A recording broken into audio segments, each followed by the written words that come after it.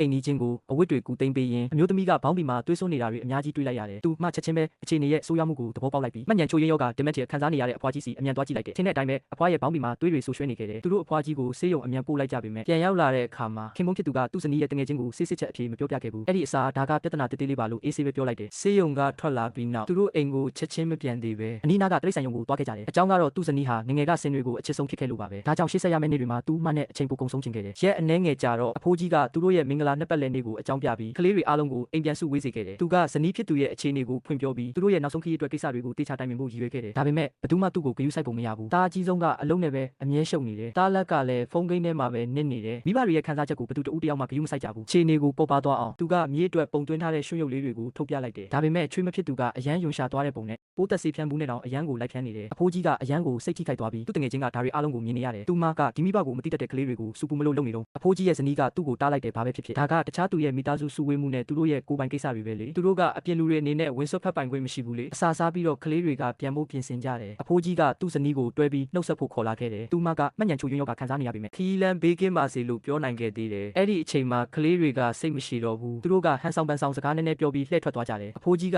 သမီးအငယ်ဆုံးကိုတီးတန့်ပြန်ခေါ်ပြီးသူ့ရဲ့စုဆောင်းငွေအနှဲငယ်ကိုသူမလက်ထဲထည့်ပေးလိုက်တယ်အခုချိန်မှာဒီပတ်စံကိုတင်ထားလဲအသုံးမဝင်တော့ဘူးလေဒါပေမဲ့အံ့ဩစရာကောင်းတာကသူမကပတ်စံကိုယူပြီးနောက်တစ်ချက်တောင်လှည့်မကြည့်ပဲထွက်သွားခဲ့တယ်ဒါကသူတို့ရဲ့နောက်ဆုံးတွေ့ဆုံခြင်းဖြစ်မှမသိပဲနဲ့ပေါ့အဲ့ဒီညမှာပဲဇနီးဖြစ်သူရဲ့အခြေအနေကထပ်ဆိုးလာခဲ့တယ်အရင်ကထပ်ပိုပြီးဆိုးရွားစွာနဲ့ပေါ့ယောဂကြောင့်ဝေဒနာခံစားနေရတာကိုကြည့်ရင်အဖိုးကြီးရဲ့နှလုံးသားကွဲချင်မတက်ခံစားရတယ်ဒါပေမဲ့သူဘာမှကူညီပေးလို့မရခဲ့ဘူးသူ့ဇနီးကိုအကိုက်ခဲပျောက်ဆေးတွေတိုက်ပြီးတဲ့နောက်ဒါတွေကလုံးဝအသုံးမဝင်တော့ဘူးဆိုတာသူသဘောပေါက်သွားတယ်နောက်ဆုံးမှာတော့ဆက်ပြီးမခံနိုင်တော့တဲ့အဆုံးပြီးတော့ဒီရက်ပိုင်းတွေကကလေးတွေရဲ့ဂရုမစိုက်မှုတွေကိုပြန်တွေးမိရင်အဖိုးကြီးကကြီးမားတဲ့ဆုံးဖြတ်ချက်တစ်ခုကိုချလိုက်တယ်သူကအိုးခွက်ပကံတွေကိုတန်ရှင်းအောင်ဆေးကြောသူတို့အဝတ်စားတွေကိုရှုပ်ဖုတ်ပြီးလှမ်းလိုက်တယ်အိမ်တအိမ်လုံးကိုတန်ရှင်းရေးလုပ်ပြီးတဲ့နောက်သူ့ဇနီးကိုအဝတ်စားတစ်တွေဝတ်ဆင်ပေးလိုက်တယ်ဒီအရာအလုံးကိုပြီးစီအောင်လုပ်ပြီးတဲ့အခါအဖိုးကြီးကအရာအလုံးကိုအဆုံးသတ်ဖို့ပြင်ဆင်လိုက်တယ်သူကဆေးလုံးတွေကိုအမှုန့်ကျိတ်ပကံလုံးထဲမှာရေနဲ့ရောသမမွေပြီးသူ့ဇနီးကိုဂရုတစိုက်တိုက်ကျွေးလိုက်တယ်အဲ့ဒီအခိုက်အတန့်မှာသူ့ဇနီးကနားလဲသွားပုံပဲထူးထူးခြားခြားနဲ့သူမှကအဲ့ဒါကိုတစ်ကြိုက်ထဲမောတောက်ချလိုက်ပြီးတော့ကရင်ပေါ်မှာငြိမ်ငြိမ်လေးလဲနေလိုက်တယ်နောက်တစ်နေ့မှာသူ့တငယ်ချင်းစီကိုအချိန်ကိုက်ပို့ထားတဲ့စာတစ်စောင်ရောက်လာတဲ့စာထဲကအကြောင်းအရာကိုဖတ်လိုက်ရတဲ့အခါတငယ်ချင်းဖြစ်သူကတခုခုအယမ်းမယွင်းနေပြီဆိုတာသိလိုက်ရတယ်